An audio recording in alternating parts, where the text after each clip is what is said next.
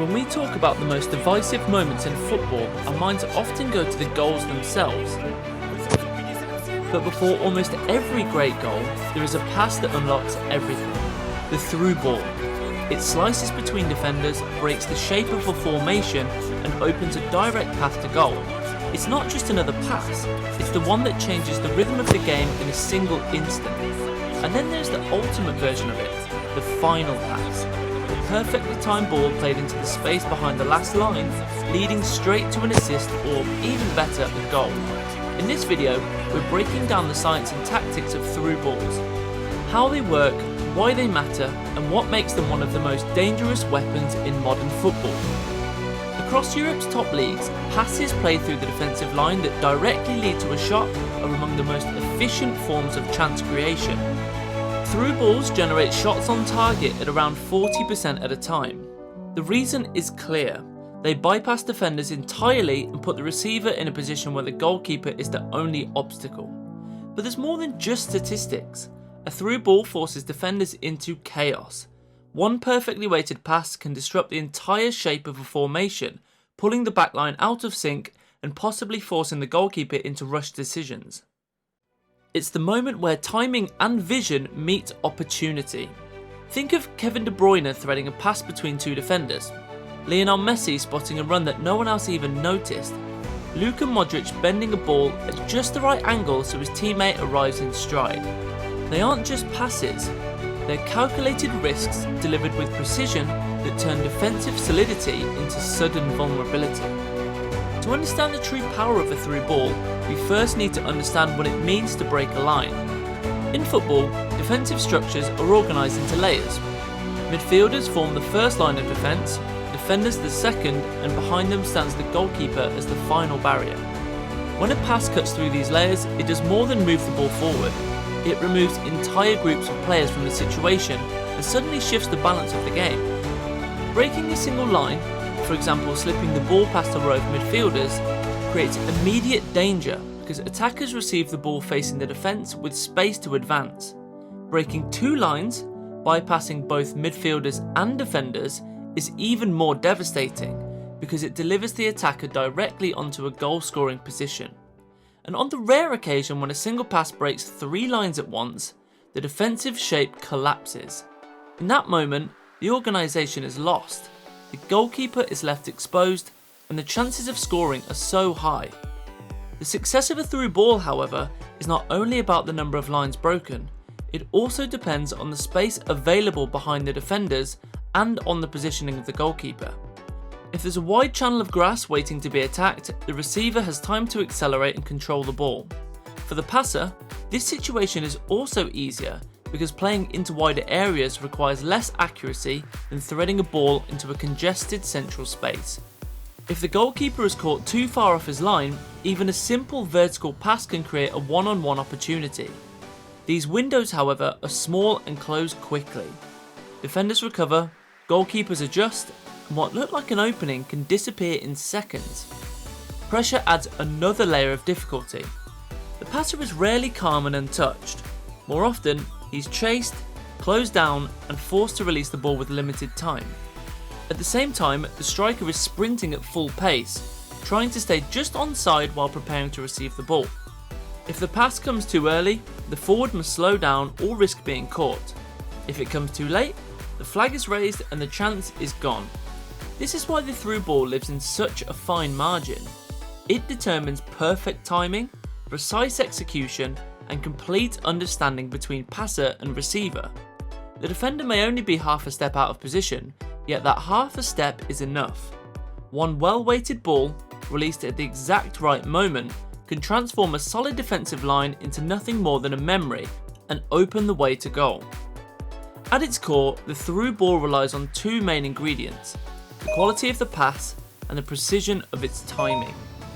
Without synchronization between passer and receiver, even the most technically perfect ball loses its impact. There are different types of through balls. A straight pass, played directly between defenders, is the most common and often the easiest to execute. An angled ball bent diagonally into the path of a teammate requires more precision but can completely disorientate the back line. Then there are those driven towards goal.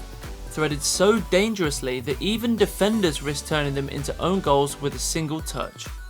The intensity and distance of the pass are shaped by the depth of the runner's movement, but even more by the space available behind the defensive line. A short pass into the box usually demands a quick finish, while a ball played into the final third gives more time for the striker. A longer ball behind the back four, however, might also provide the goalkeeper with a chance to intervene. The surface of the foot shapes the delivery, the inside for controlled precision, the instep for pace, the outside for disguise or creativity. Finally, laterality changes the equation. A ball played into wide channels often removes the goalkeeper from the situation, leaving the attack to unfold in space. A pass driven through the centre, however, forces the keeper into action, often creating high-pressure duels that decide matches. The art of the through ball is not just about finding space, it's about shaping the ball in exactly the right way, at exactly the right moment, to turn opportunity into inevitability.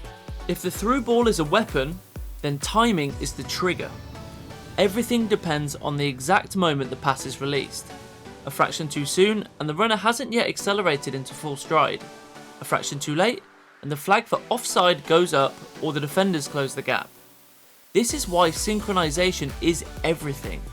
The passer must read not only the movement of his teammate, but also the positioning of the back line.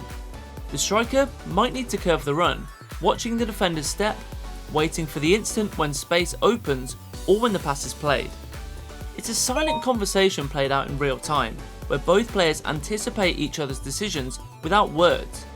Elite playmakers make this look effortless. They scan constantly and not just looking at where their teammate is, but predicting where it will be in 2 or 3 seconds. The decision to release the ball is often made before the receiver even starts the run.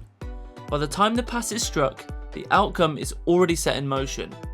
This is the calculated risk at the heart of the through ball. Too early and the pass runs harmlessly into the goalkeeper's arms. Too late and the chance is gone before it begins. But when the timing is perfect, when the decision is made with conviction, a single ball can turn defensive stability into helplessness and create a chance that feels unstoppable. The effectiveness of a through ball also depends on the depth of the runner's movement and the space left behind the defensive line. A deeper run stretches the defence and allows the ball to be played with more pace, giving the forward momentum as he moves onto it. Limited space, on the other hand, demands a softer and more precise delivery, one that arrives at the striker's feet before pressure can close in. When there's a wide channel of grass to attack, the passer has more freedom. He can strike the ball earlier and harder, knowing accuracy is less critical. In tight spaces, however, the margin for error is razor thin, and the ball must be weighted with surgical precision. In this way, both the depth of the run and the amount of space behind work together to shape the intensity and character of the through ball. Developing the through ball is not just about repetition, it's about creating realistic conditions that mirror the match. Coaches often use a progression system, starting with the simplest setups and gradually adding complexity.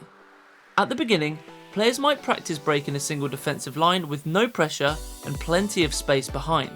From there, the drills escalate.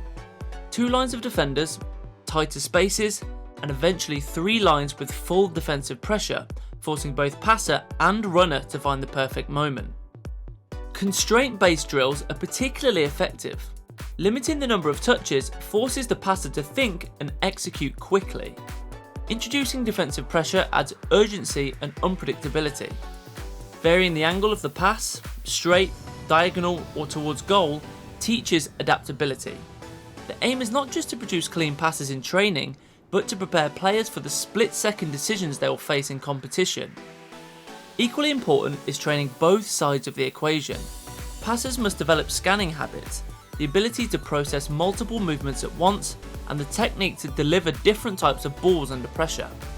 Receivers must learn to time their runs, disguise their movement, and stay disciplined to avoid drifting offside. True mastery comes when both roles work in harmony. Even at the highest levels, certain mistakes are common when attempting through balls. The most obvious is the late or inaccurate pass. A delay of even half a second can transform a golden chance into an offside call or a simple clearance. The fix lies in anticipation. encouraging players to decide earlier and trust their vision.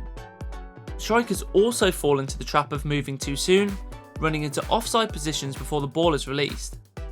Here, synchronization drills are essential, teaching attackers to hold their run until the exact moment of delivery. Another frequent issue is the lack of visual communication.